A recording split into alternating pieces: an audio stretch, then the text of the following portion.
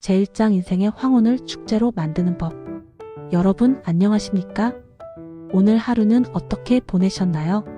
창밖의 풍경이 계절마다 바뀌듯 우리의 인생도 시간의 흐름에 따라 옷을 갈아입습니다.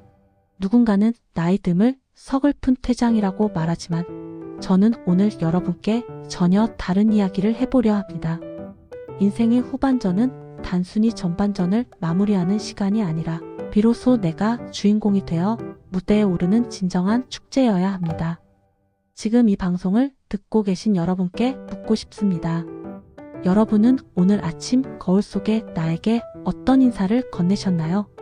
주름진 얼굴 속에 담긴 수천 가지의 이야기와 깊은 눈매에 서린 삶의 지혜를 발견하셨나요?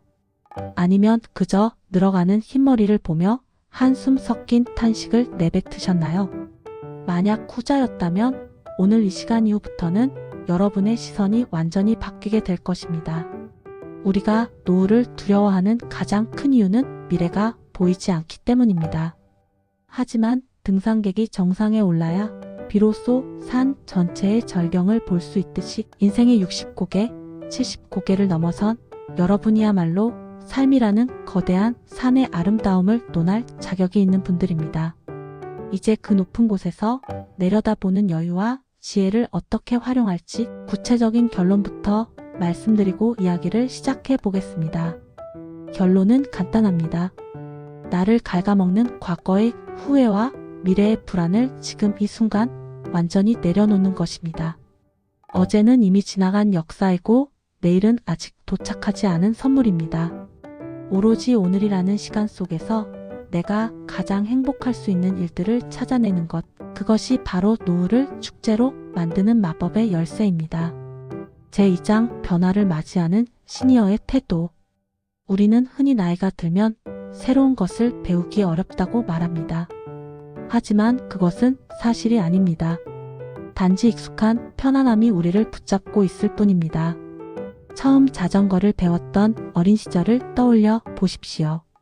수없이 넘어지고 무릎이 깨져도 다시 일어나 페달을 밟았던 그 뜨거운 열정이 여러분 안에는 여전히 살아 숨쉬고 있습니다. 요즘 세상은 하루가 다르게 변하고 있습니다. 손바닥만 한 기계 하나로 전 세계 사람들과 대화하고 집 안에서 모든 것을 해결하는 시대가 왔습니다. 이러한 변화가 낯설고 두렵게 느껴질 수 있습니다. 하지만 이 변화를 어려운 것이 아니라 새로운 놀이로 생각하면 어떨까요? 스마트폰의 버튼 하나하나를 눌러보는 과정이 마치 어린 시절 보물찾기를 하는 것처럼 즐거워질 수 있습니다. 많은 시니어분들이 주변의 눈치를 보느라 정작 자신이 하고 싶은 일을 포기하곤 합니다.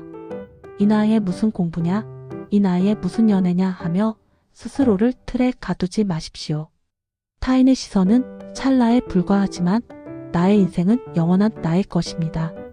60년을 남을 위해 살아오셨다면 이제 남은 40년은 오롯이 나를 위해 써도 충분히 가치 있는 시간입니다. 변화는 거창한 것이 아닙니다. 오늘 늘 마시던 차 대신 새로운 맛의 커피를 한 잔 마셔보는 것, 평소 다니던 길이 아닌 다른 골목으로 산책을 가보는 것, 그런 사소한 시도들이 모여 여러분의 뇌를 깨우고 삶의 활기를 불어넣습니다. 용기란 두려움이 없는 상태가 아니라 두려움에도 불구하고 한 걸음을 내딛는 마음입니다. 여러분은 이미 수많은 풍파를 견디며 그 용기를 증명해 오셨습니다. 제3장 관계의 지혜와 마음 다스리기. 나이가 들수록 곁에 있는 사람들이 소중해지기도 하지만 동시에 관계에서 오는 피로감도 커집니다. 특히 자녀와의 관계는 세상에서 가장 어려운 숙제 중 하나입니다. 금이야 오기야 키운 자식들이 장성하여 품 안을 떠나갈 때 느끼는 상실감은 이루 말할 수 없습니다. 하지만 여기서 기억해야 할 사실은 자녀는 여러분의 인생을 대신 살아주는 대리인이 아니라는 점입니다. 자녀들에게 서운함을 느끼는 이유는 보상을 바라는 마음이 내면 깊숙이 자리 잡고 있기 때문입니다. 내가 청춘을 다 바쳐 뒷바라지했으니 이제는 대접받아야 한다는 생각이 관계를 망치는 지름길이 됩니다. 이제는 그 기대를 내려놓으십시오. 자녀들이 자신의 가정을 꾸리고 꿋꿋하게 살아가는 모습 그 자체를 응원하는 것으로 충분합니다. 여러분이 행복하고 건강하게 지내는 모습이야말로 자녀들에게 줄 수 있는 가장 큰 유산입니다. 친구 관계도 재편이 필요한 시점입니다. 만나기만 하면 자식 자랑을 하거나 과거의 영광만을 되풀이하는 모임은 과감히 멀리하셔도 좋습니다. 대신 지금 이 순간의 고민을 나누고 서로의 성장을 격려할 수 있는 사람들을 곁에 두십시오. 침묵 속에서도 편안함을 느낄 수 있는 단 한 명의 친구가 있다면 여러분의 노후는 결코 외롭지 않을 것입니다. 또한 나 자신과의 관계를 회복하는 것이 무엇보다 중요합니다.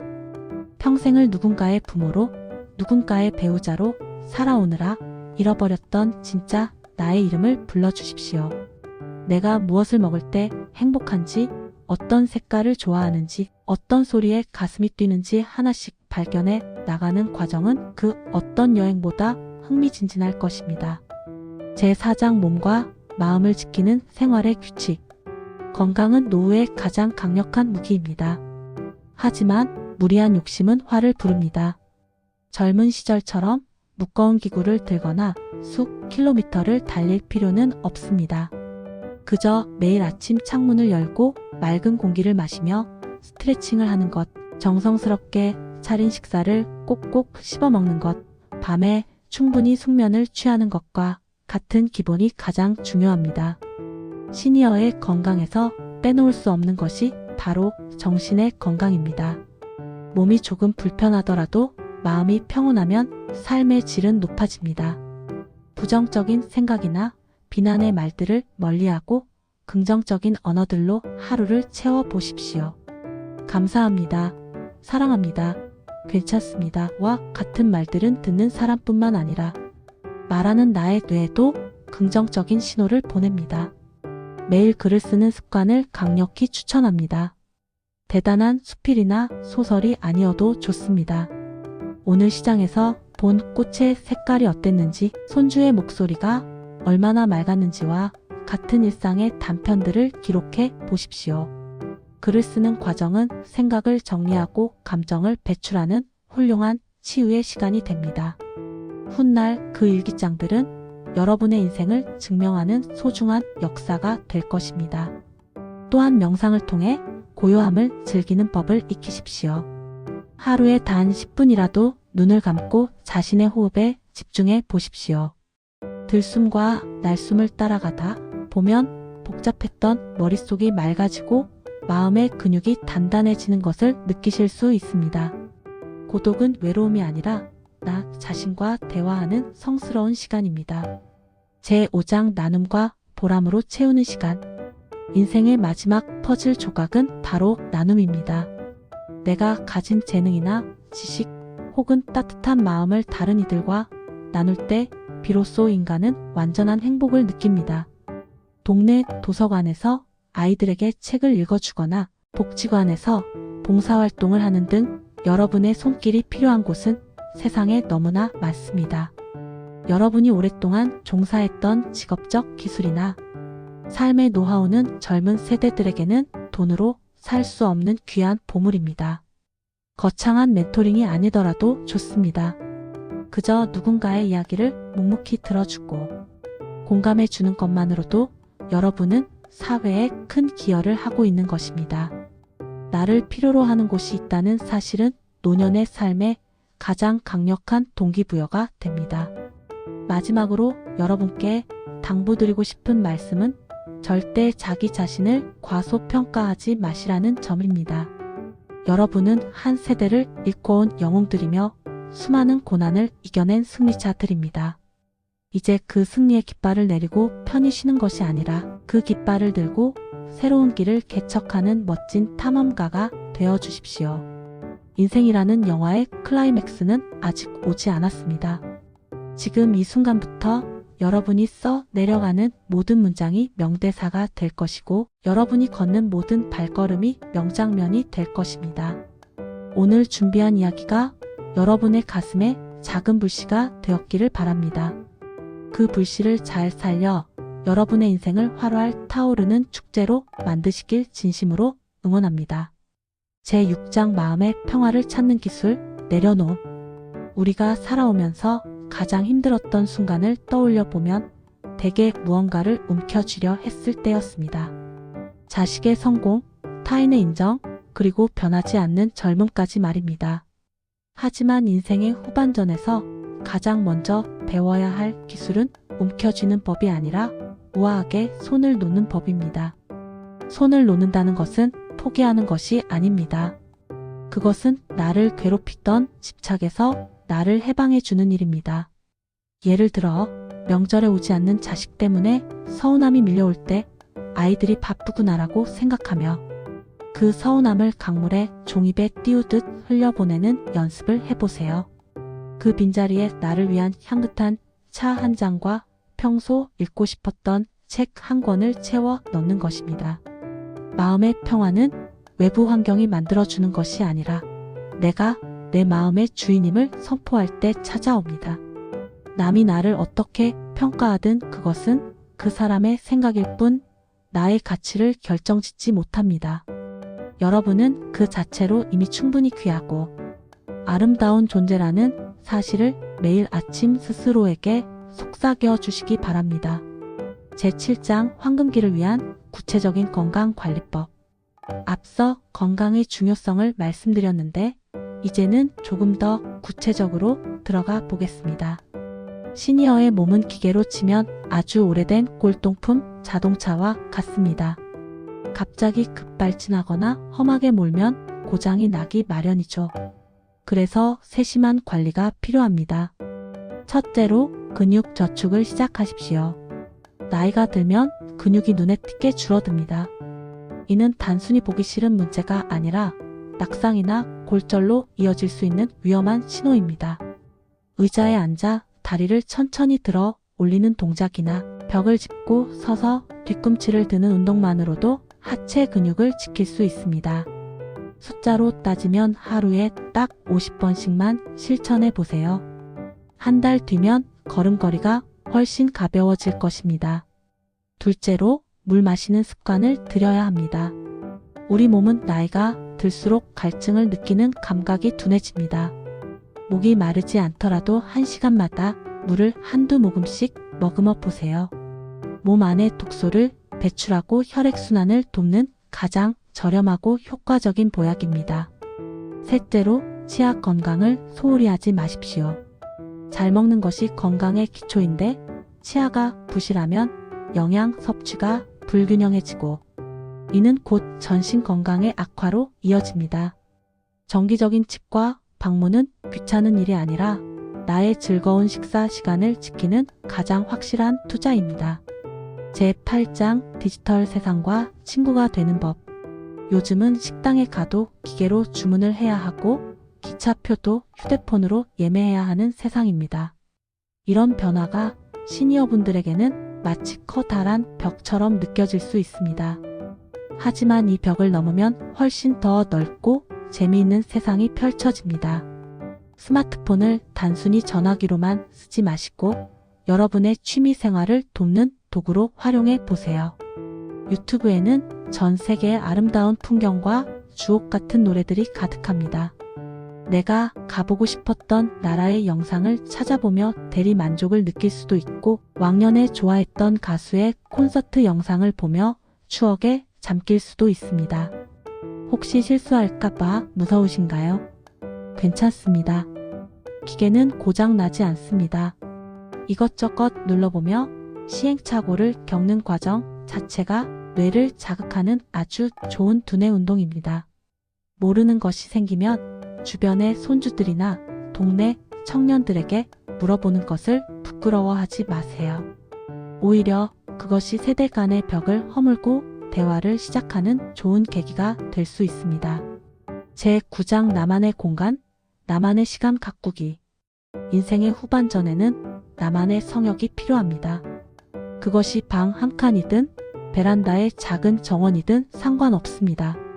내가 온전히 나로서 존재할 수 있는 공간을 만드십시오. 그곳에서 화초를 가꾸고 그림을 그리고 혹은 아무것도 하지 않은 채 명상을 즐겨보세요. 특히 정원을 가꾸는 일은 시니어에게 강력히 추천하는 활동입니다. 흙을 만지고 씨앗을 뿌려 싹이 트는 과정을 지켜보는 것은 생명의 신비로움을 몸소 체험하는 일입니다. 식물은 배신하지 않습니다. 내가 물을 줍고 사랑을 준 만큼 정직하게 자라납니다. 그 초록빛 생명력을 보고 있으면 우울했던 마음도 어느새 맑게 씻겨 내려갑니다. 나만의 시간도 소중히 관리해야 합니다. 누구의 방해도 받지 않는 고요한 새벽이나 늦은 밤 일기를 쓰거나 명상을 하며 하루를 돌아보세요. 내가 오늘 누구에게 상처를 주지는 않았는지 혹은 내가 받은 상처는 없는지 차분히 들여다보는 것입니다. 상처받은 나를 스스로 다독여줄 때 우리는 비로소 진정한 어른으로 거듭납니다. 제10장 마지막 인사를 준비하는 자세. 죽음에 대해 이야기하는 것을 꺼리는 분들이 많습니다. 하지만 죽음은 삶의 끝이 아니라 삶의 완성입니다. 내가 떠난 자리가 아름답기 위해서는 살아있는 동안 미리 준비가 필요합니다. 내 소지품을 하나둘 정리하고 주변 사람들에게 고마움과 미안함을 전하는 시간을 가지세요. 유언장을 작성해 보는 것도 좋은 방법입니다. 거창한 재산 분배가 아니라 내가 사랑했던 사람들에게 남기는 마지막 편지라고 생각하면 쉽습니다. 덕분에 행복했다, 미안했다, 사랑한다는 그 짧은 문장들이 남겨진 이들에게는 평생을 살아갈 힘이 됩니다. 웰다잉, 즉 품이 있는 죽음은 품이 있는 삶에서 나옵니다. 오늘 하루를 정성껏 살고 주변 사람들을 따뜻하게 대하는 것, 그것이 가장 완벽한 이별 준비입니다. 내일 당장 세상을 떠나더라도 후회가 남지 않도록 오늘 이 순간을 뜨겁게 사랑하며 사셨으면 좋겠습니다.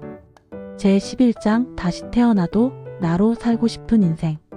인생 팟캐스트의 긴 여정을 마무리하며 마지막으로 드리고 싶은 말씀은 이것입니다. 만약 여러분에게 다음 생이 주어진다면 그때도 여러분 자신으로 태어나고 싶으신가요? 이 질문에 당당히 그렇다라고 대답할 수 있는 삶을 지금부터 만들어 가셨으면 합니다. 지나온 세월 속에 아픔과 고통이 많았겠지만 그 모든 조각이 모여 지금의 찬란한 여러분을 만들었습니다. 못생긴 돌멩이도 오랜 시간 물살에 깎이면 둥글고 예쁜 조약돌이 되듯 우리 인생도 시간의 흐름 속에서 점점 더 아름답게 다듬어지고 있습니다. 여러분의 노년은 황혼이 아니라 새로운 태양이 뜨기 직전의 가장 아름다운 새벽입니다. 그 새벽의 공기를 마음껏 들이마시고 여러분의 남은 생을 세상에서 가장 화려한 꽃밭으로 만드십시오. 저는 언제나 이곳에서 여러분의 행복한 여정을 응원하고 있겠습니다.